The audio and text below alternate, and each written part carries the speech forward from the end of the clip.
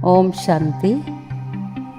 नाम अनुरूप प्रेम की प्रतिमूर्ति बाबा द्वारा योगी जोड़ा का वरदान प्राप्त किए हुए गृहस्थ जीवन के साथ संपूर्ण परिवार सहित समर्पित आइए आज ऐसे यज्ञ की विशेष रत्न हम सभी की अति प्यारी प्रीतम बहन जी के जीवन की कुछ अविस्मरणीय एवं प्रेरणास्पद बातें सुनते हैं। सन 1957 में प्रीतम बहन जी को दिल्ली में ईश्वरीय ज्ञान प्राप्त हुआ। आप उस समय अपने लौकिक पति मनिंदर सिंह, जो मिलिट्री में सूबेदार थे और 3 बच्चों के साथ वहाँ रहती थी, आप दोनों पति पत्नी बहुत भक्ति करते थे। आपके युगल ने कुरान बौद्ध धर्म के बारे में भी पढ़ा था और सिख धर्मावलंबी होने के कारण गुरुद्वारे भी जाते थे। आप कई सिख संत महात्माओं के सत्संग भी करते थे। आपके बेटे की आंख में ट्यूमर था जिस कारण आप दुखी थे। आपको किसी से ब्रह्मा कुमारियों का पता पड़ा तो आपके युगल ने रजौरी गार्डन सेवा केंद्र पर जाकर दादी प्रकाशमणि जी से ज्ञान प्राप्त किया। उनको ईश्वर की खोज थी और इस सत्य ज्ञान की प्राप्ति से वो बहुत खुश हुई। उन्होंने आपको भी साथ चलने को कहा परंतु आप राजी नहीं हुई। एक दिन घूमने के बहाने से वो आपको सेवा केंद्र पर ले गए। वहाँ दादी प्रकाशमणि की बातें सुन आप बहुत प्रभावित हुई और आपने साप्ताहिक कोर्स पूरा किया। आपके साथ मिलिट्री वाली अन्य बहनें भी जाती थी। एक दिन साकार बाबा का दिल्ली आना हुआ और आपके युगल उनको रिसीव करने स्टेशन गए। आपके युगल को उनके प्रभावशाली व्यक्तित्व को देख बहुत खुशी हुई और जब आपका बाबा से मिलना हुआ तो आप उनकी दृष्टि लेते ही ट्रांस में चली गई और आपको कृष्ण का पुरानी दुनिया के विनाश एवं नई दुनिया का साक्षात्कार हुआ और उन साक्षात्कार से आपका ज्ञान में निश्चय और पक्का हुआ। अब आप अपने युगल एवं तीनों बच्चों के साथ रोज सुबह शाम सत्संग में जाने लगे। आपको इस ईश्वरीय ज्ञान में साकार बाबा का निस्वार्थ प्यार एवं पवित्र जीवन बहुत अच्छा लगता था।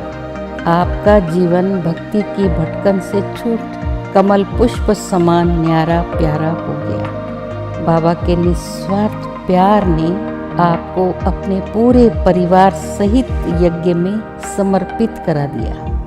आपके घर का वातावरण अलौकिक एवं योग युक्त हो गया था। धीरे धीरे समाज वालों ने आपसे संबंध तोड़ दिए परंतु आपको उन बातों का अफसोस नहीं हुआ। आप तो बाबा की याद और सेवा में मस्त थे। 5 साल तक इसी प्रकार आप ज्ञान में चलते रहे। फिर आपके युगल ने मिलिट्री से अपनी सर्विस छोड़ दी और कपड़े का व्यापार शुरू किया। सन 1968 में साकार बाबा ने आपके युगल को मधुबन बुलाकर उनको हैदराबाद जाकर अपना धंधा एवं बाबा के सेंटर्स खोलने का दिशा निर्देश दिया।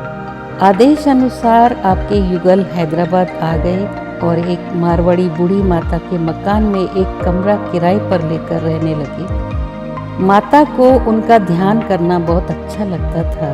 वे अन्य माता एवं आत्माओं के मोहल्ले से मंदिर से इकट्ठा कर बुला लाती और फिर यहाँ ज्ञान का लंगर होता। धीरे धीरे स्थान छोटा पड़ने लगा और बड़े मकान लिए गए और आज देखते देखते शांति सरोवर रिट्रीट सेंटर तैयार हो गया। आप भी अपने युगल मनिंदर सिंह जी का सहयोग करने लिए अपने बच्चों सहित वर्ष 68 में हैदराबाद स्थानांतरित हो गई। उस समय हैदराबाद में 4 मीनार के आसपास के क्षेत्र से ईश्वरीय सेवाओं का आरंभ हुआ। हैदराबाद में पहला सेवा केंद्र चिकड़पल्ली इलाके में शुरू हुआ था। कई दादी दीदियों का इस सेवा केंद्र पर सेवा हेतु आना होता रहता है। आंध्र प्रदेश में पहला संग्रहालय भी इसी सेवा केंद्र में बना था। धीरे धीरे सेवा का विस्तार होता गया और अनेक सेवा केंद्रों की स्थापना होती गई।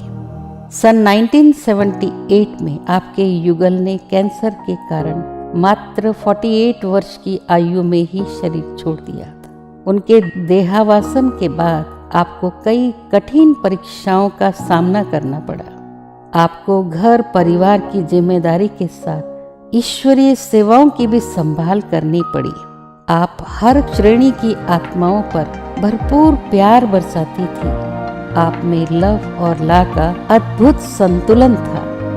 आप विशेष पालना दे कुमार कुमारियों को बाबा के करीब ले आती थी।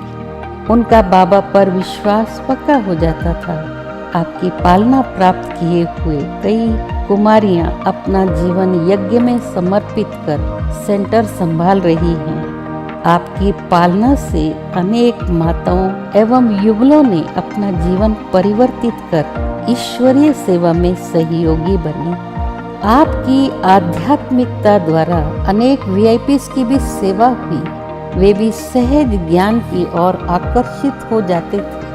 आप इकोनॉमी से चलती थी। अपनी दवाई प्रति भी खर्च करने से पहले सोचती थी और उस पैसे को भी यज्ञ के कार्य में सफल करती थी। आप ईश्वरीय नियमों में पक्की थी।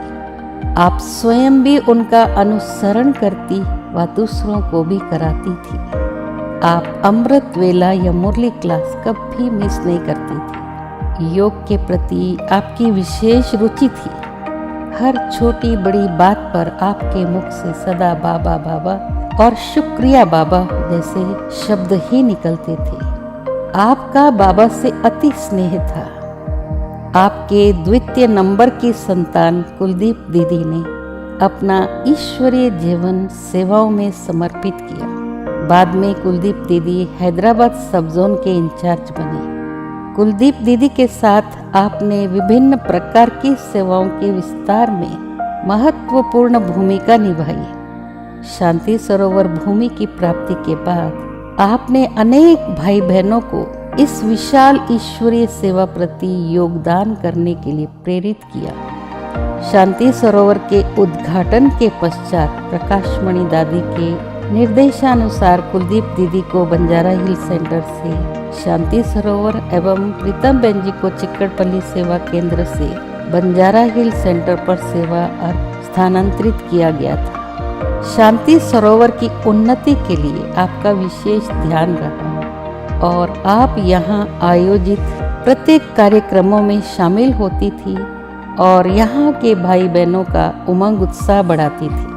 आपकी यज्ञ में एकता और अखंडता के प्रति विशेष रुचि रहती थी। शरीर छोड़ने के कुछ 2 वर्ष पूर्व से ही आप कुछ मुख्य भाई बहनों के साथ व्यक्तिगत रूप से इस विषय पर कई बार चर्चा करती थी। शांति सरोवर के कारोबार सुचारू रूप से चलने की अनेक सुझाव भी देती थी। आपका 18 जनवरी 2011 पर बाबा मिलन हेतु जाने की प्रबल इच्छा थी। सबके मना करने पर भी आपने यही कहा कि ये मेरा अंतिम मिलन है, मुझे जाना है।